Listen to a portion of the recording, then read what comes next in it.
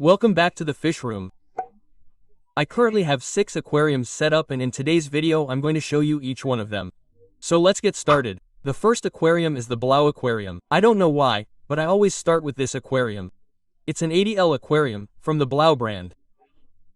As you can see, it's only planted with Anubias and Bucephalandras. And it's an aquarium where there are only platy fish. There you can see them, the platy fish. A huge contrast in this aquarium where green predominates. I really like it, honestly. It's an aquarium that I love. Look how they swim all over the aquarium. Intermediate area, upper area, they even usually go down a little to the substrate area, especially if there's some food left, so they're very appreciative fish. Well, if we get closer we can see details, like for example, there we can see a fry, there are 2 or 3, I counted 2 or 3, and well, there we can see another one that, well, is already quite big. This one is already big, yes. And I don't know, there are some more hidden around there. There are also some other plan orbit snails of different colors. In this case, well, there we can see the pink and a brown one. And there was some blue one somewhere else that I can't see right now. And not much else. I think it's on top of the leaf. Could be. No, it's pink. It's pink. Well, it's an aquarium that normally doesn't have changes. It's a low-touch aquarium. There you can see it, with the Anubias, the Bucephalandras. And the only change I've made this week was yesterday during the weekly maintenance when I cut 2 or 3 Anubias leaves that were casting a little shade on the others, and that's it.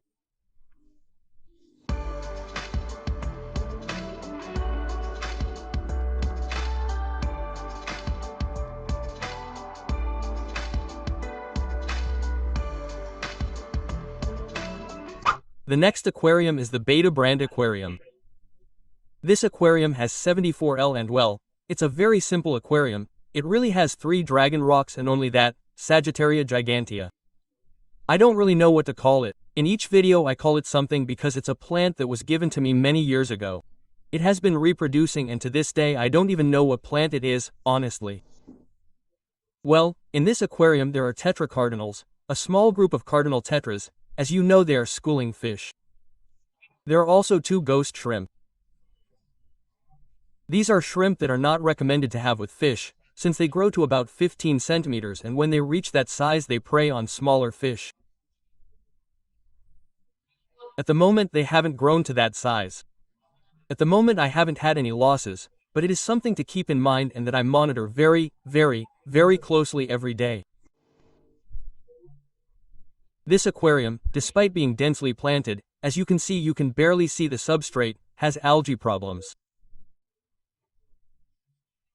It usually grows very thin, filamentous algae at the tips of this plant. Let's call it Sagittarius. Right now the camera may not be focusing. You can see it there. But it is an aquarium where, well, there are algae. From time to time, more come out. They start to grow longer, and from time to time it recedes, but a little bit remains there. So, well, there it is. It's a bit strange. Where I have also noticed a big difference is in the rocks. Look, you may not be able to see it, but I personally see that the rocks are much darker than they were 2 or 3 weeks ago, like they've filled up with green spots. I don't know. Look, for example, at this shot, you can see that green dot on the camera very clearly because I set the exposure very high, but really, look how much darker it is, especially look at this rock, how dark it is, okay? Well, it is true that it gives the aquarium a much more natural tone, but hey, in the end it is still algae. It is still algae, you can see it there. Even over here, where was it?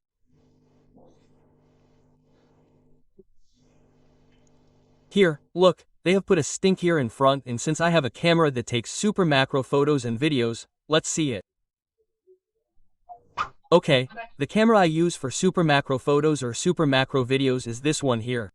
It is an Olympus, it is an old model. This is version 3 and I think they are already on version 6. If you are interested I will leave the link in the description. The truth is that it is a very good action camera. It has been quite profitable for me in recent years. I've used it a lot. I've used it for diving and I'm really happy with it. But anyway, I won't ramble on any longer and I'm going to show you this snail tank under the microscope. Look, it looks great. Right now this tank is probably a day old. I think it's a day old because I just did maintenance yesterday. I cleaned the windows, including the front one, so I would have killed this stinker. This stinker is less than 24 hours old and look at the little dots there that will grow and each one of those dots will be a brutal Orbis plant. Nature is incredible.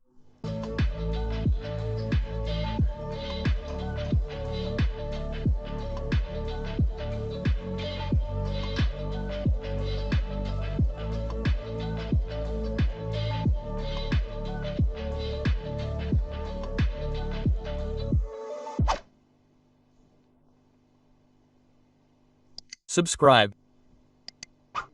In the 45L aquarium I still have the same problem. The hydrophila keeps losing leaves. And even though I've changed the fertilizer and used a slightly more generic fertilizer, which contains NPK and micronutrients, I haven't noticed any improvement. The leaves keep losing. I'll show you. Okay, here you can see the aquarium in general, but if we zoom in, notice how from the substrate level up it has lost a lot of leaves, In fact, yesterday during maintenance I took out 2 or 3 plants at once because the stem had fallen apart and the plant, well, it practically came out on its own. And it's especially noticeable in this area here. This area here is where there was the most foliage and now there are practically no plants, there are 2 stems and that's it. Anyway, the substrate below has aquabasis, so there's not only sand, but also nutritious substrate underneath. And as I said, I'm using liquid fertilizer, but it doesn't seem enough either. As for the fish, you can see them there, they're sellers, there are 2 different types, let's call them that. We have the leopard ones and then the ones that are most similar to the standard colors, right? The little orange ones with the bright colors, you can see them there. Well, these are fish that have such a small mouth that they are difficult to feed. I'm always worried that they won't finish eating everything, that they won't eat all the food, that they won't be able to eat the food. Anyway, these are fish that worry me, right? They really do. Look here at the little details of the Anubias, of the Bucephalandras. Look here how it grows a new leaf and it has a reddish color. Very cool, right? Very cool. Well, there they are. In recent days I've had problems with the osmosis, since the tap water is terrible, it's disgusting, it has more than 200 sulfates. I looked it up on the distributor's website and the resins get saturated every 2 weeks. What's wrong? I've been doing tests and this one, being a smaller aquarium than the rest, has suffered the consequences and I've noticed that some algae have started to appear, especially in the Bucephalandras. Hey, just yesterday I changed the resins, I changed the water, everything is fine, everything is correct, so I hope it doesn't get worse. In the previous summary video, which you can see up here, I told you that I bought fish and well, one of them was the drunkards. What's happening? That one of them had a bit of a strange color, it looked like it was sick. Well, it's finally dead. Look, there's the last shrimp left in this aquarium. Lately there were like 3, I counted 3, in fact, one of them, the brown one, a pretty huge female, brown, that I was very proud of. It had a really, really cool brown color, very chocolate colored, but it's true that I haven't seen it for a while, so I think it's dead. The truth is that that shrimp was easily 2 years old and this is the last one left. Look, it's a discard with yellow tones, tones that are a bit like brown, but hey, it's the survivor, in this case it's a male. Okay, here we can see the aquarium in general. If you follow me on Instagram, or those who follow me on Instagram, you may have seen that I've recently uploaded photos of the Bucephalandras, since they've bloomed. In the last summary, I showed you how they started to come out, and in the stories I've shown you how they bloomed, how they grew, how they died. There we can see them. This is the last of the flowers. There were 3 of these bucephalandras and now there are only 2 left that are about to die. And here, 2 more that are also about to die. The flower has already disintegrated and the stem that's left will end up floating, and it'll be done and on to something else. Anyway, it's a very beautiful thing about aquarium hobby. I love it when bucephalandras bloom and all that. Well, those who follow me on Instagram, I've shared them with you. For those of you who don't follow me, too bad, but I'm still going to show you images of these bucephalandras, how they bloomed and how they evolved.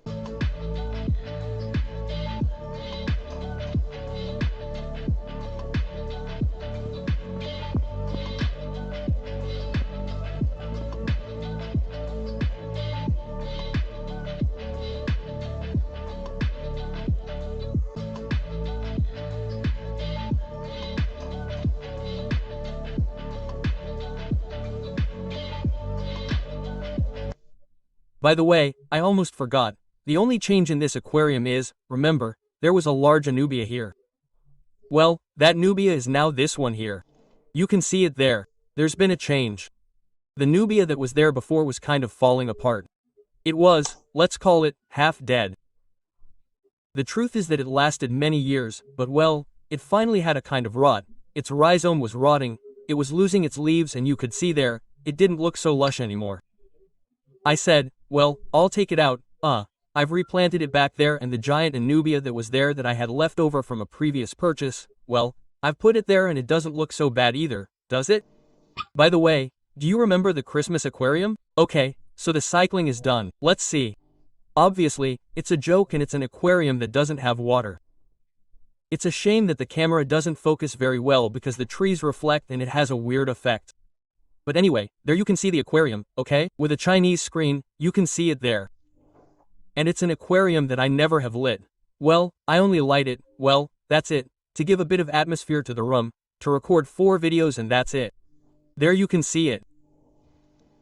And now, when the cycling is really finished, we'll put some animals in it. Let's see if I find any. And it might look cooler. And there we have the ants that right now are hiding, of course. And finally, here we have the snail tank, a 6L aquarium. I don't know why, maybe it's because of the water level. I have all the duckweed there on the right. I think so. Look, of course, I'm sitting here at the desk and you can't see it, but right where the camera is, you can see the water level there, how it's missing nothing, millimeters.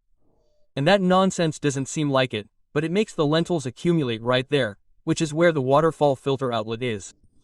Things that have happened in this snail tank, I always say that nothing has ever happened. Well, this time it did. If I get closer, look, maybe the camera isn't quite focusing on it, since it reflects, but on the rocks, especially, the same thing happened as in the 74L aquarium. Here, it's true that I tried to do tests, since I get tired of using osmosis water. I want to be able to use tap water and from time to time I do tests. Well, I do the tests in this aquarium. Last week I did a water change, 100% tap water. I didn't mix it with osmosis water and the result was a little bit of algae, not algae as such, but green dots. You can see it especially, it may not be visible on camera, but the leaves, especially the oldest leaves, have darkened and that is the fault of this algae that I mentioned. Maybe you can see it a little more here and if not, you can see it especially on the rock. It seems silly, right? Let's see, look there, maybe there you can. Wow, with this zoom you can see what I mean perfectly. Look, they are small dots, but in the long run they are on almost all the Anubias, on almost all the leaves. Look. And of course, in the general shot you may not see them, but I can. The aquarium has lost its color, it has lost that splendor. I don't know how to explain it, it's like the plants are not that green color that they should be. So, well, yesterday during the weekly change I used 100% osmosis water again and I hope that with time this algae will disappear and the aquarium will regain its spectacular color that it had before. Well, there you have it, right? Which in the end will be the longest summary video on the entire channel. If you don't know what to watch next, I suggest this video here where I tell you all the secrets of my aquariums. And you know, subscribe if you haven't already, give it a like and see you next time. Bye.